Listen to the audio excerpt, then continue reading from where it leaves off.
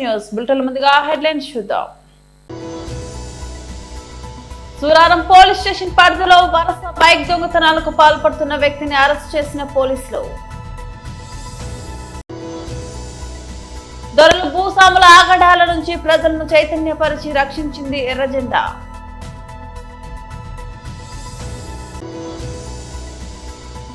విగ్రహ ధ్వంసం చేసిన వ్యక్తులు అరెస్ట్.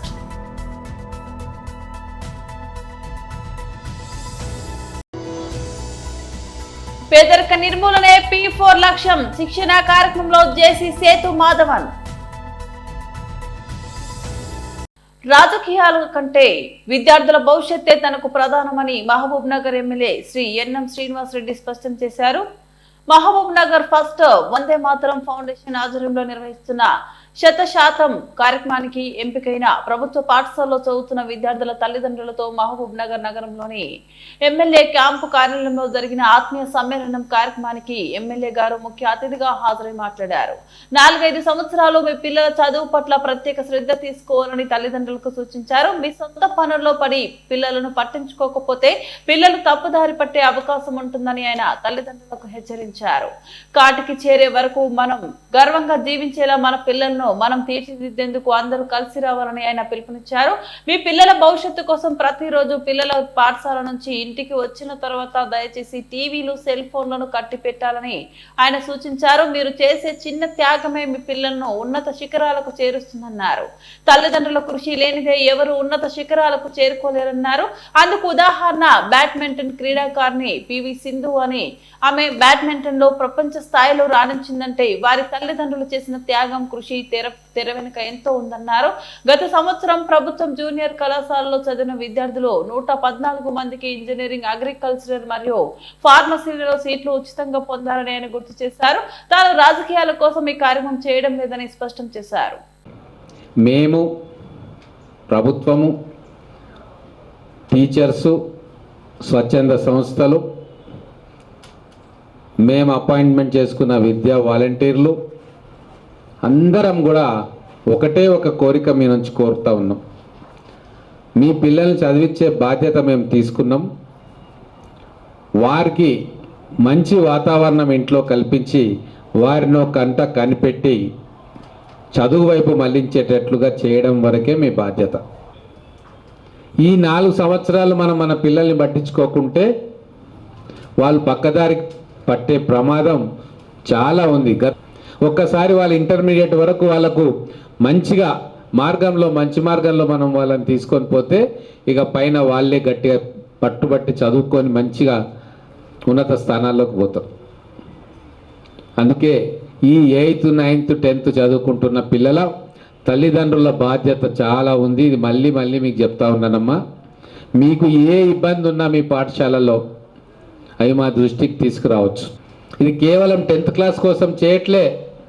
ఇప్పుడు వాళ్లకు మంచి చదువును అందిస్తే వాళ్లకు బేసిక్ నాలెడ్జ్ అనేది బాగా ఉంటే రేపు భవిష్యత్తులో వాళ్ళు ఏం కావాలనో నాకు ఎక్కడ ఇంట్రెస్ట్ ఉందనేది వాళ్ళే నిర్ణయం తీసుకుంటారు.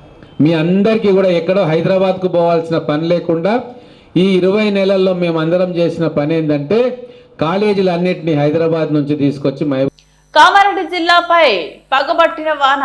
జిల్లా కేంద్రంలో మళ్లీ భారీ వర్షం మొదలైంది. గత నెలలో కురిసిన భారీ విపత్తుకు ఇంకా కోలుకోకముందే మంగళవారం మధ్యాహ్నం నుంచి కామారెడ్డి పట్టణం వర్షానికి రోడ్డు జలమయమై వాహనదారులు ఇబ్బందులు పడుతున్నారు.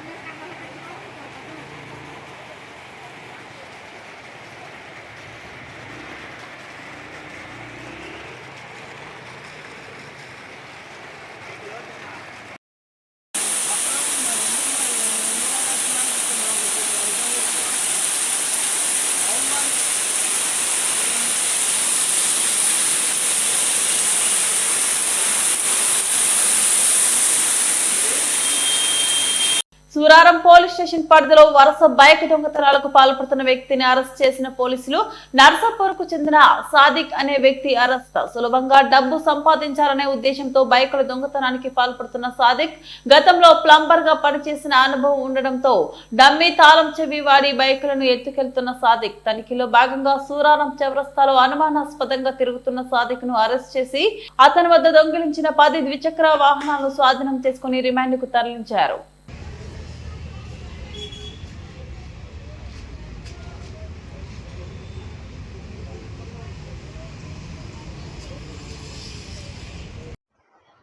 టూ వీలర్ యజమానులకు ఒక విజ్ఞప్తి, దయచేసి ఎక్కడైతే మీరు ఎక్కడ పడితే అక్కడ రోడ్ల మీద పార్కింగ్ చేసుకోకుండా కొంచెం సీసీ కెమెరాలు మీరు ఎమర్జెన్సీ ఉన్నప్పుడు కాకుండా మిగతా టైంలో ఎప్పుడైనా సరే కొద్దిగా పబ్లిక్ మూమెంట్ ఉన్న చోట సీసీ కెమెరాలు ఉన్న చోట పెట్టుకుంటే బాగుంటుందని చెప్పేసి మీ అందరు కూడా సజెషన్ చేస్తున్నాను.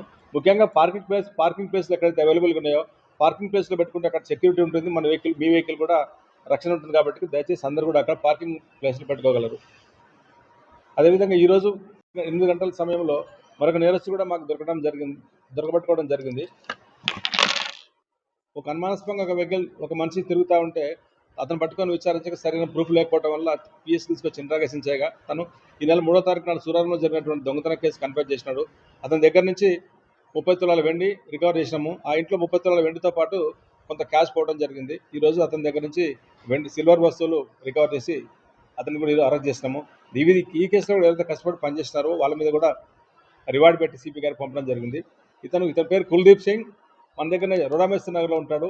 ఇతను వెల్డింగ్ పని చేస్తాడు. ఇతను కూడా చిల్లర అలవాటు పడి తొందరగా డబ్బులు చంపాలనే ఉద్దేశంతో చెడు ఫ్రెండ్షిప్ ద్వారా ఇదంతా ఏర్పాటు చేసి దొంగతనాలకు అలవాటు పడినాడు. ప్రస్తుతానికి అతని పైన దొంగతనం హెచ్బి కేసు దాంట్లో బయటకు వచ్చింది.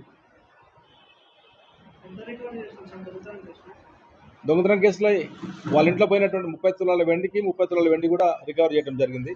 కొంత 20,000 రూపాయలు క్యాష్ ఉంటే క్యాష్ ఖర్చు పెట్టుకున్నాడు. దాంట్లో వెండి మాత్రం యాజ్ ఇట్ ఈస్గా ఇంటాక్ట్ ప్రాపర్టీ రికవర్ అయింది.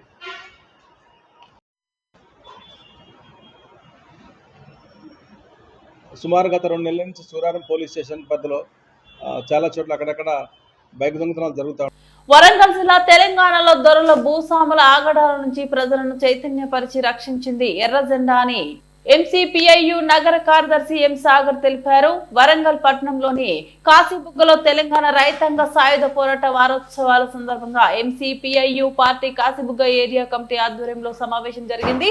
ఈ సమావేశానికి పూలేపాక రవీందర్ అధ్యక్షతన వహించారు. ఈ కార్యక్రమంలో ఏరియా కార్యదర్శి పరిమెల్ల గోవర్ధన్ రాజు, ఎంసీపీఐయు నగర కార్యదర్శి మాలావత్ సాగర్, నాయకులు నగేష్, ఎం వెంకటేశ్వర్లు, ఎండి యాకూబ్, రఘుపతి, స్వప్న తదితరులు పాల్గొన్నారు. ఈ సందర్భంగా ఎం సాగర్ మాట్లాడుతూ తెలంగాణ సాయుధ పోరాటం తర్వాత తెలంగాణ ప్రజలకు మేలు జరిగింది అని తెలిపారు.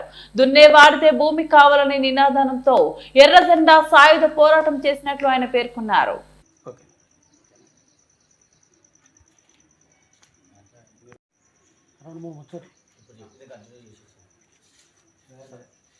సోదరులారా,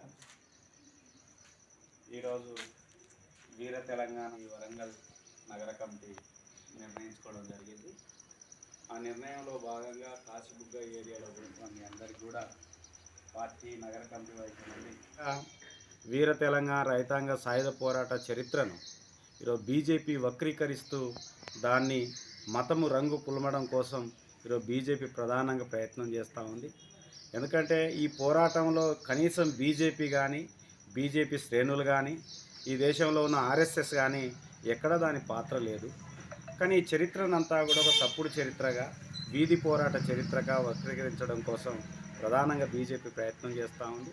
దాన్ని రేపు 17వ తారీఖు నాడు దేశవ్యాప్తంగా విమోచన దినంగా ప్రకటించాలని చెప్పేసి, పాటించాలని చెప్పేసి కూడా బీజేపీ తన శ్రేణులను పిలుపునివ్వడం కూడా జరిగింది. ఇది దుర్మార్గమైన చర్య. కారణం ఏంటంటే ఈ తెలంగాణ గడ్డ అంతా కూడా ఒకనాడు నైజాం రాజుకు వ్యతిరేకంగా, దొరలకు వ్యతిరేకంగా, భూస్వాములకు వ్యతిరేకంగా, జమీందారులు జాగీర్దారులకు వ్యతిరేకంగా, విట్టికి వ్యతిరేకంగా సాగిన పోరాటం ఈ పోరాటం అంతా కూడా మట్టి వాసన కలిగిన ప్రజలందరినీ చేత తుపాకులు పట్టించి, భూస్వాములు హిందువులైతే దొర ముస్లిము ఇద్దరు కలిసి ఇక్కడున్న ప్రజలందరినీ కూడా పీడించి దోపిడీ చేసిన చరిత్ర ఈ ప్రాంతంలో సాగింది. అది 1946 నుండి 51 వరకు సుమారు 5 సంవత్సరాల పాటు ఈ ప్రాంతంలో ఈ పోరాటం కొనసాగింది. ఆ పోరాట ఫలితంగా ఈ భారతదేశంలో భూ సంస్కరణల చట్టం రావడానికి ప్రధాన కారణం తెలంగాణ రైతాంగ సాయుధ పోరాటమైంది. అట్లాగే కౌలుదారి రక్షిత చట్టం రావడానికి కూడా ప్రధాన కారణం ఈ భూ పోరాటం సందర్భంగా, ఈ రైతాంగ సాయుధ పోరాట సందర్భంగా కొన్ని చట్టాలు వచ్చినాయి. ఆ రోజు కులం పెద్ద ఎత్తున వివక్షత ఎదుర్కొంటున్న సమాజం, అట్లాంటి కుల వివక్షత కూడా పోవడానికి ఆ రోజు తెలంగాణ రైతాంగ పోరాట ఫలితంగా కులం యొక్క భావాలు కూడా తగ్గడానికి ప్రధాన కారణమైంది. మరోవైపు భాషాపరమైన వివక్షత కూడా ఈ తెలంగాణ గడ్డ మీద కొనసాగుతూ ఉంది. అట్లాంటి భాషాపరమైన వివక్షత నుండి కూడా ఈరోజు ప్రజలను విముక్తి చేసింది తెలంగాణ రైతాంగ సాయుధ పోరాటం. అట్లాంటి చరిత్ర ఈ గడ్డ మీద సాగింది. ఆ చరిత్ర అంతా కూడా ఎర్రజెండా చరిత్ర, కమ్యూనిస్టుల చరిత్ర, ఎర్రజెండా చరిత్ర, కమ్యూనిస్టుల చరిత్ర, 4000 మంది అమరుల త్యాగంతో ఏర్పడ్డ చరిత్రను ఈరోజు బీజేపీ, ఆర్ఎస్ఎస్ పనిగట్టుకొని హిందూ ముస్లింల మధ్యలో జరిగిన కొట్లాటలాగా ఈరోజు చరిత్రను, తప్పుడు చరిత్రను సృష్టించడం కోసం బీజేపీ ప్రయత్నం చేస్తూ ఉంది. అందుకే ఈ దేశంలో ఉన్న విద్యావేత్తలు, మేధావులు, ప్రజలందరూ కూడా గమనించాలి. ఇట్లాంటి తెలంగాణ రైతాంగ సాయుధ పోరాట చరిత్ర ప్రజలందరినీ కూడా విముక్తి చేయడం కోసం సాగిన చరిత్ర. అట్లాంటి చరిత్రను విస్మరిస్తే రేపు భవిష్యత్ తరానికి నష్టం జరుగుద్ది. కాబట్టి ఈరోజు ఆలేరు పట్టణంలోని రహదారి బంగ్లాలో మాజీ teacher MLC Katepalli Janardhan Reddy media సమావేశం నిర్వహించారు. ఈ పాలనలో రజాకార్లు పరిపాలించిన తెలంగాణ ప్రాంతానికి 17 సెప్టెంబర్ 1948లో స్వాతంత్రం వచ్చిందని అన్నారు. కేంద్ర ప్రభుత్వం ఆధ్వర్యంలో సెప్టెంబర్ 17న తెలంగాణ విమోచన దినోత్సవం జరుపుతున్నామని, పట్టణ మండలాల్లో జాతీయ జెండా ఎగరవేయాలని కోరారు. సెప్టెంబర్ 17 ప్రాముఖ్యతను విద్యార్థుల పాఠ్య పుస్తకాల్లో పెట్టి బలిదానం చేసిన మహానీయుల చరిత్రను భావితరాలకు తెలిసే విధంగా చేయాలని సూచించారు. నరేంద్ర మోదీ నాయకత్వంలో ఆర్థికంగా ప్రపంచ వ్యాప్తంగా 3వ స్థానంలో మన భారతదేశాన్ని తీసుకొచ్చిన ఘనత నరేంద్ర మోదీకి దక్కిందని అన్నారు. ఈ కార్యక్రమంలో రాష్ట్ర కార్యవర్గ సభ్యులు దాసరి మల్లేశం, జిల్లా ఉపాధ్యక్షులు పన్నాల చంద్రశేఖర్ రెడ్డి, జిల్లా ప్రధాన కార్యదర్శి కాదూరి అచ్చయ్య, జిల్లా కార్యదర్శి కామటికారి కృష్ణ, జిల్లా కోశాధికారి సోమనర్సయ్య, జిల్లా మోర్చాల అధ్యక్షులు ఫకీర్ రాజేందర్ రెడ్డి, జిల్లా యువ మోర్చా ప్రధాన కార్యదర్శి దయ్యాల కుమారస్వామి, ఆలేరు పట్టణ అధ్యక్షులు నంద గంగేష్, మండల అధ్యక్షులు పూజారి కుమారస్వామి గౌడ్, పట్టణ జనరల్ సెక్రటరీ సుంకరి సృజన కుమార్ గౌడ్, ఎలగాల వెంకటేష్, కిసాన్ మోర్చా పట్టణ అధ్యక్షులు పూల హనుమంతు, సేవపక్షం జిల్లా కోకనీరర్ కంతుల శంకర్, పట్టణ కన్వీనర్ ఐలి సందీప్ గౌడ్, పట్టణ కో కన్వీనర్ పరమణి స్వామి, జిల్లా కౌన్సిల్ మెంబర్ వడ్డెమాన్ నరేందర్, బందెల సుభాష్, బడుగు జహంగీర్, కల్లెం రాజు గౌడ్, బైరి మహేందర్ గౌడ్, సముద్రాల శ్రీనివాస్, శేషత్వం అమరేందర్, జాలపు సురేందర్ రెడ్డి, కల్లెం రాజు, ద్వారపు రమణ, సుక్కరాజు, సోమిశెట్టి మహేందర్ తదితరులు పాల్గొన్నారు. అంటే 17th సెప్టెంబర్ను ఈ తరము పిల్లలు మర్చిపోయే రోజులు ఏర్పడ్డాయి. గతంలో మేము చిన్న ఉన్నప్పుడు మా తాతలు కానీ అమ్మమ్మలు కానీ రజాకార్లు చేసినటువంటి అరాచకాలను వాళ్ళు చెప్పేవాళ్ళు. ఏ విధంగా హింస పెట్టేవాళ్ళు, ఏ విధంగా చేసేవాళ్ళు. యావత్ భారతదేశం అంతా 15 ఆగస్టు 1947 నాడు స్వాతంత్రం వచ్చిన సందర్భంగా స్వతంత్రాన్ని అందుకొని, ఫలాలను అందుకొని వాళ్ళు సంతోషంగా ఉంటే, తెలంగాణలో నిజాం నిరంకుశత్వ పాలనలో ఆనాడు మనకు స్వాతంత్రం సిద్ధించింది 17 సెప్టెంబర్ 1948. ఈ 17 సెప్టెంబర్ను ఈరోజు కొంతమంది రాజకీయ పార్టీల వాళ్ళు ఓటు రాజకీయంను దృష్టిలో పెట్టుకొని దాన్ని కనుమరుగు చేసే విధంగా, ఓడలు ఉన్నంతసేపు ఓడమల్లయ్య, ఓడ దిగిన తర్వాత బోడమల్లయ్య అన్నట్టు తెలంగాణ ఉద్యమంలో మేము అధికారంలోకి వస్తే 17th సెప్టెంబర్ను అధికారికంగా రాష్ట్ర ప్రభుత్వం నిర్వహిస్తుందని మాట్లాడినటువంటి వాళ్ళు దాన్ని మర్చిపోయినటువంటి విషయం ఈరోజు తెలంగాణ ప్రజలు ఈరోజు గుర్తు చేసుకోవాల్సిన అవసరం ఉండేది. అదే మన పక్క రాష్ట్రం మా కర్ణాటకలో కొంత భాగం, మహారాష్ట్రలో కొంత భాగం కూడా ఈ 17 సెప్టెంబర్ నాడు వాళ్ళకు స్వాతంత్రం వస్తే వాళ్ళేమో ఆ రాష్ట్ర ప్రభుత్వాలు అధికారికంగా ఈరోజు 17th సెప్టెంబర్ నాడు జరుపుకుంటే మన దగ్గర 17th సెప్టెంబర్ జరుపుకోవడానికి జంకుతున్నారంటే ఒకసారి ఆలోచన చేయాల్సిన అవసరం ఉందనే విషయాన్ని మీకు తెలియజేస్తున్నాను. ఆనాడు ఉన్నటువంటి రజాకారులు నిజాం యొక్క నిరంకుశత్వ పాలనకు, ఎందుకనంటే మహిళలను కూడా ఆ రోజు బట్టలు లేకుండా బతుకమ్మ ఆడించి నానా హింస పెట్టినటువంటి సందర్భాలు ఆనాడు మన పెద్దలు చెప్పేవాళ్ళు. ఈనాడు మన తెలంగాణ రాష్ట్రం వచ్చిన తర్వాతనన్నా మన తెలంగాణ ఉద్యమము 17th సెప్టెంబర్ యొక్క ప్రాముఖ్యత కానీ, తెలంగాణ ఆనాడు రజాకార్లకు వ్యతిరేకంగా పోరాటం చేసినటువంటి వీరుల యొక్క జీవితాన్ని కూడా పాఠ్యాంశాలుగా రూపకల్పన చేసినట్టయితే దాని యొక్క ప్రాముఖ్యత ఈరోజు భావి తరాలకు తెలిసే అవకాశం ఉంటుందనే విషయాన్ని మీకు తెలియజేస్తున్నాను. ఈనాడు కొత్తగా వచ్చే పిల్లల్ని అడిగండి 17th సెప్టెంబర్ అంటే ఏందో వాళ్ళకి అర్థం కానటువంటి పరిస్థితి. 15 ఆగస్టు ఏ విధంగా అయితే మన స్వతంత్ర దినోత్సవంగా యావత్ భారతదేశం జరుపుకుంటున్నామో, మన తెలంగాణ ప్రాంతానికి కానీ నిజాం పరిపాలించే కర్ణాటక, మహారాష్ట్రలోని కొంత భాగానికి కానీ స్వాతంత్రం వచ్చింది 17 సెప్టెంబర్ 1948 నాడు. ఆనాడు సర్దార్ వల్లభాయ్ పటేల్ గారు మిలిటరీ యాక్షన్ తీసుకున్నప్పటికీ మనకు ఆ స్వాతంత్రము వనగూరినటువంటి విషయాన్ని మీకు తెలియజేస్తున్నాం.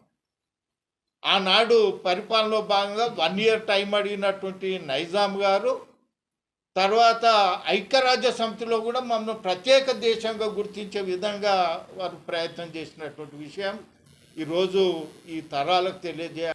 పేదరిక నిర్మూలనే P4 కార్యక్రమం ప్రధాన లక్ష్యమని జాయింట్ కలెక్టర్ ఎస్ సేతు మాధవన్ స్పష్టం చేశారు.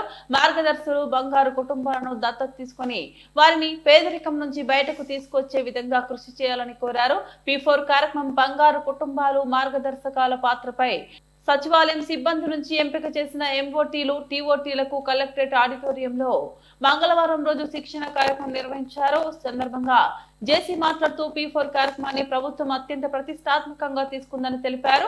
రాష్ట్రంలో సున్నా పేదరికమే లక్ష్యంగా ఈ కార్యక్రమాన్ని ముఖ్యమంత్రి రూపొందించారని వివరించారు.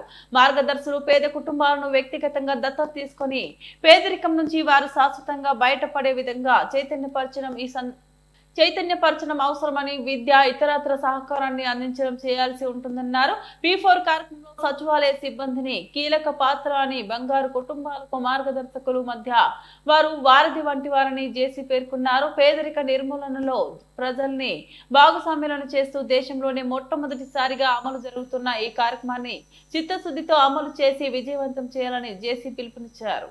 ఎవరైతే మచ్ నీడెడ్ పీపుల్ ఉన్నారో వాళ్ళకి బాగా హెల్ప్ అవుతుంది సార్. ఇది మెంటర్షిప్ పరంగా మెడికల్ పరంగా చాలా మంది ఓల్డ్ ఏజ్ పీపుల్ ఉన్నారు, వాళ్ళకి కూడా కొంత డిస్కౌంట్స్ మెడికల్ రీమెన్స్మెంట్స్లో మెడిసిన్స్లో కానీ అంటే ట్రీట్మెంట్స్లో స్కానింగ్లో ఆల్రెడీ స్టేట్ గవర్నమెంట్ నుంచి వచ్చింది. దాంట్లో కూడా నీడ్స్ అనేది కంప్లీట్గా ఫ్యామిలీ నీడ్స్, కామన్ కిచెన్స్ ఏవైతే ఉన్నాయో అలా కొంతమంది నేర్చుకోలేదు. బిట్స్ అండ్ పీసెస్గా అక్కడక్కడ వాలంటీర్ ఎవరో ఒకరిద్దరు చేసి ఉంటారు. But as a government policy, like initiative, entire state we are into this with a much bigger objective, so that manavalki meme help cheyabothunam, so that we all will be like above the poverty line on some day. And indaka Raviteja cheppinattu, yes, if at all a government person goes and talk to a family, they'll feel much appreciated. ఫ్యామిలీతో ఒక government officer, మీరు government officer, అది కూడా మంచి పొజిషన్లో ఉన్న government officer, village లెవెల్లో ఉన్నవాళ్ళు డైరెక్ట్గా వాళ్ళ ఇంటికి వెళ్ళి ఇదిగో ఇలా జరుగుతుంది వాళ్ళతో ఒక 2 నిమిషాలు మాట్లాడితే, వాళ్ళకి ఇంపార్టెన్స్ ఇస్తే they will feel more responsible and also happy. Because I never interacted to government officer unless I cleared my exam. అప్పుడు దాకా నేను ఒక ఆఫీసర్తో కూడా, ఒక గ్రౌండ్ లెవెల్ ఆఫీసర్తో కూడా నేను I'm never interacted. But if at all somebody interacts with you, somebody gives importance to you, importance ఇచ్చి వాళ్ళకి టైం ఇచ్చి మీరు మాట్లాడితే, they will feel much appreciated and happy. అది చేస్తే automatically they will understand. And government's objective వాళ్ళ ఇంటికి తీసుకెళ్లాల్సిన బాధ్యత మనకు ఉంది. Please do that. Okay, right. Thank you sir. మీ బిజీ షెడ్యూల్లో కూడా మా కోసం వచ్చినందుకు thank you very much sir. Will continue. Gampalagudem police station పరిధిలోని తోటముల రింగ్ సెంటర్ వద్ద 14వ తారీఖు శనివారం రాత్రి 10:30 సమయంలో పెదకొమిర గ్రామానికి చెందిన ఇనుగంటి బాల రాంబాబు విగ్రహాన్ని ధ్వంసం చేసినట్లు 15/9/2025 తేదీన ఫిర్యాదు మేర ఈ ఘటనపై గంపలగూడెం పోలీస్ స్టేషన్ లో CR number by 128/2025 U/S 196 324 353 261 R/W 35 BNS కింద కేసు నమోదు చేశారు. ఇన్నిగంటి మధుసూదనారావు ఫిర్యాదుతో నిందితులను మొదుగు శ్రీనివాసరావు, కొంగల వినాయకరావు, ఇడుపులపాటి రాంబాబు అనువారు విగ్రహాన్ని ధ్వంసం చేసి అల్లర్లు రేకెత్తించడానికి ప్రయత్నించారని ఈ చర్యల వల్ల సమాజంలోని రెండు వర్గాల మధ్య ఉద్రిక్తలు ఏర్పడి పరిస్థితి నెలకొనటం వలన గంపలగూడెం పోలీసులు నిందితులను అరెస్ట్ చేసి గౌరవనీయ న్యాయస్థానానికి రిమాండ్ కోసం తరలించారు. ఈ సంఘటన వలన శాంతి భద్రతలకు భంగం కలగకుండా గంపలగూడెం గ్రామంలో అదనపు పోలీసు బలగాలు మోహరించాయని తెలిపారు. తిరువూరు సర్కిల్ ఇన్స్పెక్టర్ గిరిబాబు తెలిపారు. గంపలగూడెం పోలీస్ స్టేషన్ తోటమూల దగ్గర గతంలో అక్కడ స్థానిక తెలుగుదేశం పార్టీ లీడర్ అయినటువంటి ఇనుగంటి బలరాంబాబు అనే వ్యక్తి యొక్క విగ్రహం ఏర్పాటు చేయడం జరిగింది. దానికోసం ఇంకా ప్రారంభం అయితే జరగలేదు. ఆ విగ్రహాన్ని ఏర్పాటు చేసిన క్రమంలో మోదుగుమూడి శ్రీనివాసు, కొంగల వినాయకరావు, ఇడుపులపాటి రాంబాబు అనే ఇలా ముగ్గురు వ్యక్తులు కూడా ఇందులో మోదుగుమూడి శ్రీనివాస్ అనే అతను 14వ తారీఖు రాత్రి 14/9/2025 రాత్రి సుమారు 10:30 గంటల సమయంలో ఆ విగ్రహాన్ని ధ్వంసం చేయడం జరిగింది. సుత్తితో తీసుకొని కొట్టడం ద్వారా ధ్వంసం చేయడం జరిగింది. దీని మీద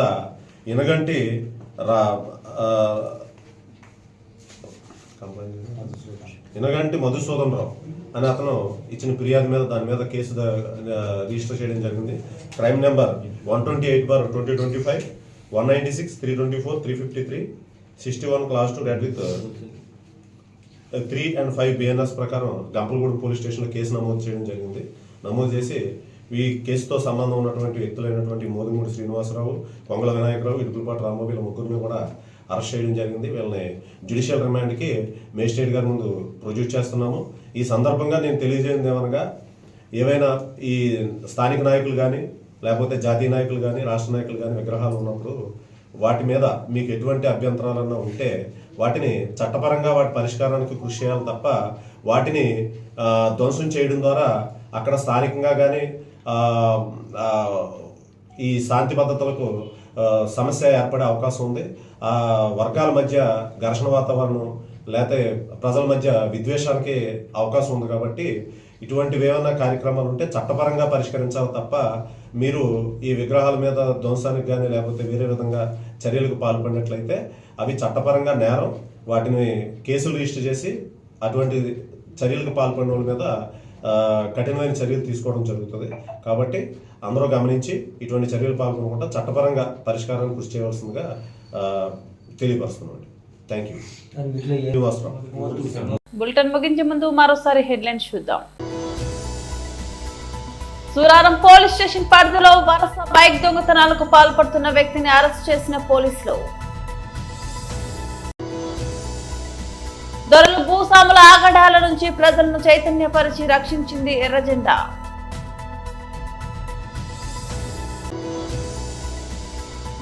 విగ్రహ ధ్వంసం చేసిన వ్యక్తులు అరెస్ట్.